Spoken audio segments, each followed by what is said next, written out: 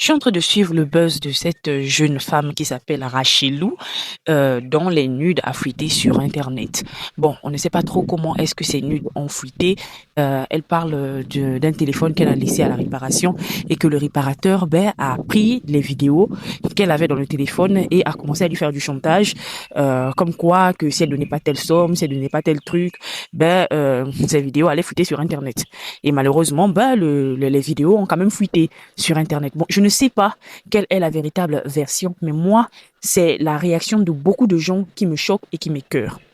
D'abord, je vais donner un conseil solennel, un conseil ultime à toutes les femmes, toutes les filles. Ne vous filmez pas nues. Je suis désolée. Ne vous filmez pas nus, ne vous filmez pas dans des positions compromettantes, ne vous filmez pas. Parce que nos téléphones ne sont pas sécurisés, si on peut dire ça. Peu importe le système de sécurité que tu vas faire, un bon hacker n'a qu'à hacker ton compte. Facilement, il accède au contenu qui est dans ton téléphone, facilement, il accède à tes nudes. Quelqu'un va voler ton téléphone dans le bus, dans le taxi et tout. Facilement, il aura accès à ce contenu-là. Donc, ne vous filmez pas. Par pitié, ne vous filmez pas dans ces positions-là.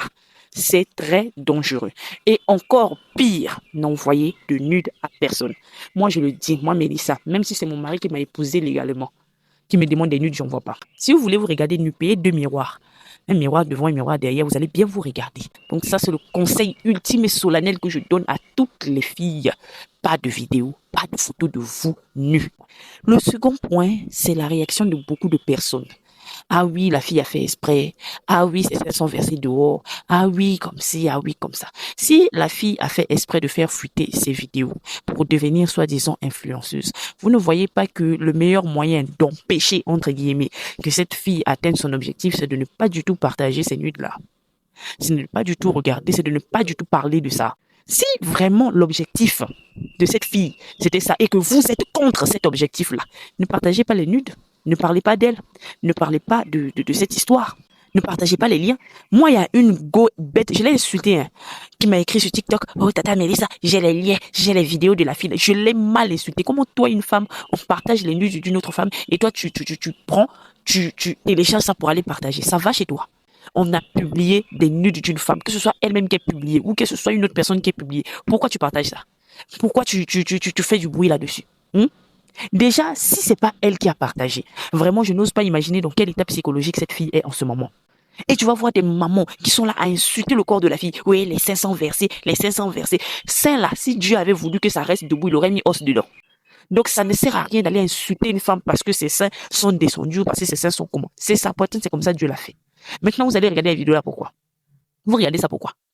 Vous dites que elle fait pour devenir influenceuse. Mais vous voyez pas que vous êtes en train de contribuer à ce que son objectif soit atteint. Si selon vous, son objectif, c'est qu'elle a publié elle-même les vidéos là pour qu'elle devienne influenceuse, vous êtes en train de contribuer à son objectif. Vous, selon vous, elle ne doit pas être célèbre, elle ne doit pas être influenceuse, elle ne doit pas être ceci. Ok, d'accord. Mais vous qui partagez là, n'est-ce pas que vous êtes en train de contribuer?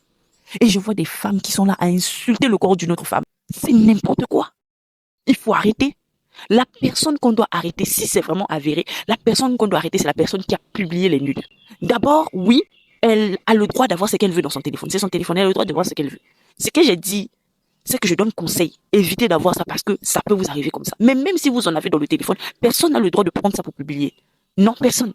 Et la personne à blâmer, c'est le jeune homme ou bien c'est la personne qui a publié ça. Et si c'est elle qui a publié ces nudes, c'est une atteinte à la pudeur. On doit l'arrêter. Maintenant, si c'est un autre gars ou peut-être une autre personne qui a publié les nudes, on doit faire des enquêtes pour savoir qui l'a fait pour arrêter cette personne. Parce que c'est un comportement, ce n'est pas un comportement respectable. Et puis là, on est en train de parler de cette jeune femme. Est-ce que vous savez que vous-même qui parlez là, partout dans vos Airbnb où vous allez souvent vous reposer avec vos gars, avec vos maris là, il y a des caméras de surveillance. Vous savez pas, vous savez ça. Il y a des caméras cachées. On vend vos vidéos là dans les sites amateurs. Vous ne savez pas.